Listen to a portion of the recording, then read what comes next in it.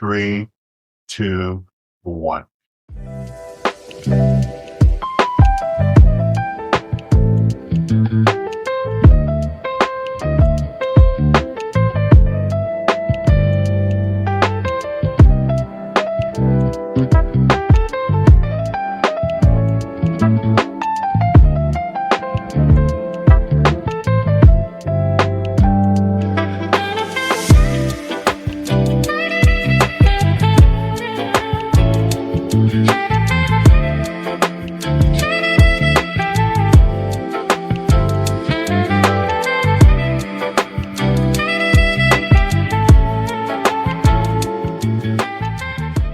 We encounter the fullness of W.E.B. board. It's time for our truth, our history, and our story. And I don't know a better person to talk to about where we are at this moment than you, Errin, because at this moment, you're the president of NABJ, the National Association of Black Journalists. And what we're going to do in this moment is try to figure out what's the truth, what's the history, what's our story, and how we get it out there. And there are a lot of challenges. I mean, there was a point where I could find Black journalists that I trusted. And the landscape is different. Will you talk a little bit about that? Yeah, I mean, well, listen, first of all, it's so good to be with you, Rita, because you have been somebody who's been telling our truth. You have been keeping our history, and you have been a keeper of the story. And that is a moment, I mean, that is a thing that has always mattered, but it feels like it matters so much right now. We are in, as you said, this moment of erasure, of exclusion, of folks who don't want our stories out there. And so, for me, while it is certainly a challenging time for Black truth tellers, Black journalists, it is also an extraordinary opportunity for us to just really recommit to telling the story, to telling the truth, because we know that our people need us to do that now more than ever. So when we're no longer in a central place, when we can't turn on the news and really see ourselves every night, and when the people that we do see have been truncated, how do we find each other now? Yeah. So I'm so glad that you said finding, because I think that that is the moment that we find ourselves in. Once upon a time, not that long ago, Black people who were looking for trusted information and our trusted messengers did have a range of places to go on cable news, in various print outlets, digital outlets. But we know that with the media consolidation, the job cuts that are happening, this anti-DEI climate that's happening, it is harder to find a lot of our journalists in some of those same places and spaces. And so what does it mean for us to really be deliberate and intentional about seeking out those trusted news sources, right? People like Don Lemon or Joy Reid or Roland Martin or Michael Harriot, who we can now find on YouTube, for example. People who have their own Substacks, and so they have taken their writing perhaps to that platform. We are definitely still out there, and again, you have Black journalists who recognize that they still have an important role to play in terms of getting trusted information to our people, and especially in this age also of mis and disinformation, which we know is disproportionately targeting our communities. So the good news is that, Black America is absolutely seeking out information. The scary thing is that not all that information is good information. And so I would also say, within your networks, if you are finding those trusted messengers, sharing those with the people in your network so that they can also be getting that information that they can rely on as honest and accurate. You said a word, targeting. Do you feel like the misinformation is being targeted to the Black community? Absolutely. I mean, because we know that information is power. Think about what was able to happen, for example, just with the pandemic, the mis and disinformation around COVID-19, how that hurt our community. That was a life or death situation in many cases in our communities because they were not getting the accurate information about staying safe, getting vaccinated, those types of things, right?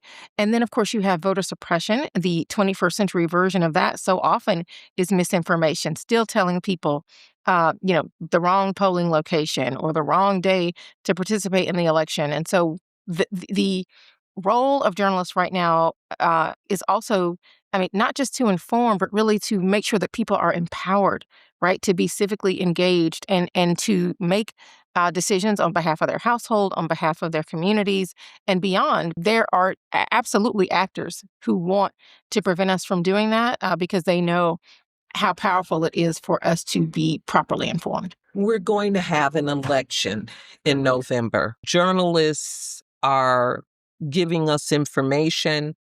We're in Atlanta. We have people like Stacey Abrams who have been fighting voter suppression. What does November look like for us from your perspective? We all hope that we're really going to have some changes.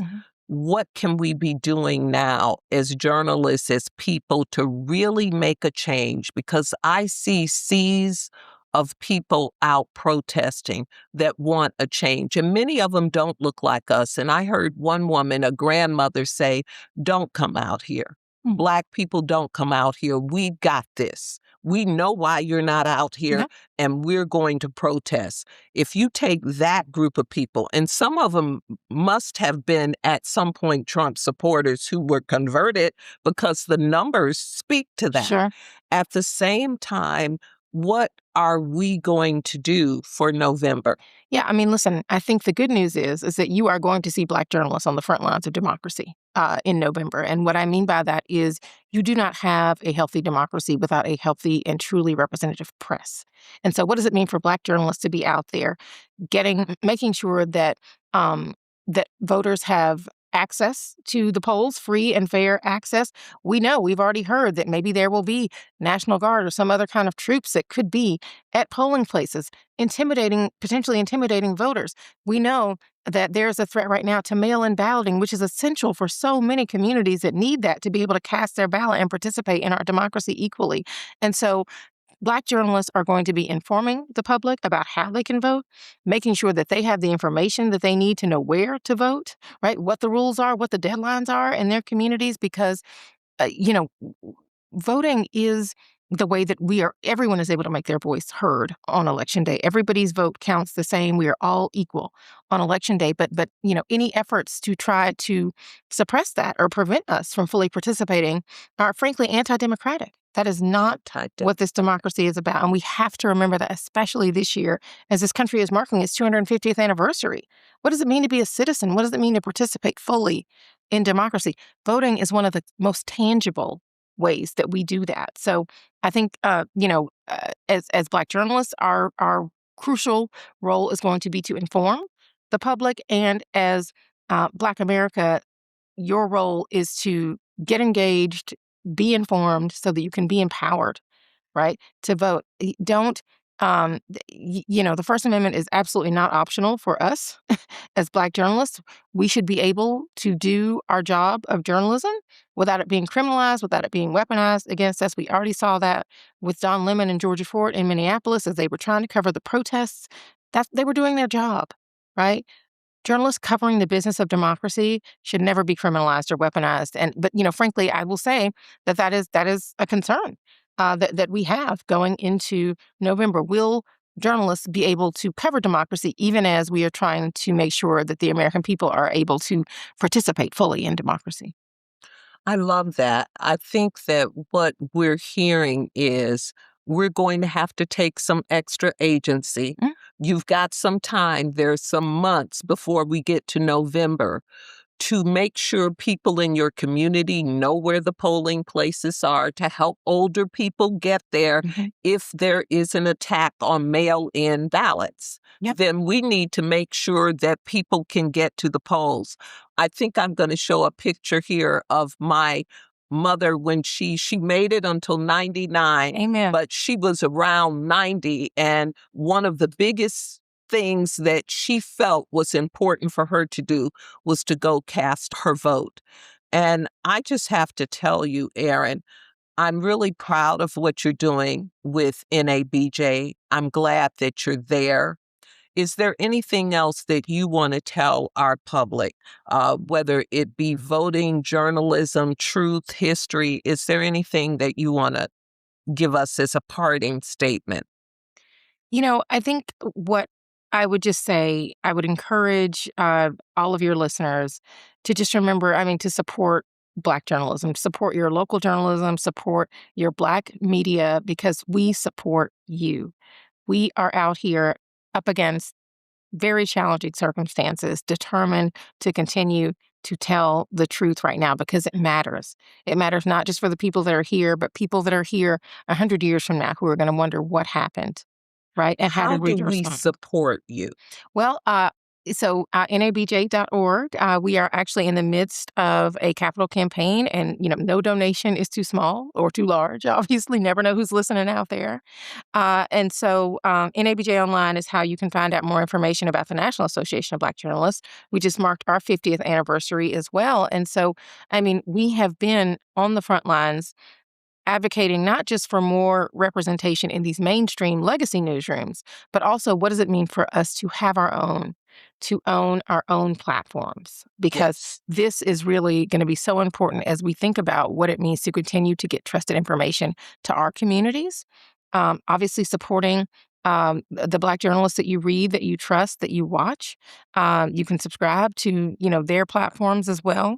That really means a lot to people. You may think, that $5 that you're giving to somebody's Substack account doesn't matter, but if tens of thousands of people are doing that, then that is sustaining journalism that you have come to depend on and that you trust. And so kind of making the connection, I think, for a lot of people, and I think that they are, to be honest with you, in this climate, the connection between the press and democracy is really something that people are realizing more and more and want to know how they can support. Thank you very much. Thank you, Errin. It's always wonderful to be with you. It's great to be with you. Thank you. I am the producer, director, and writer of W.E.B. Du Bois, Rebel with a Cause, a PBS documentary that will air on American Masters PBS May 19th of this year, 2026. Please search for the YouTube trailer and share it today.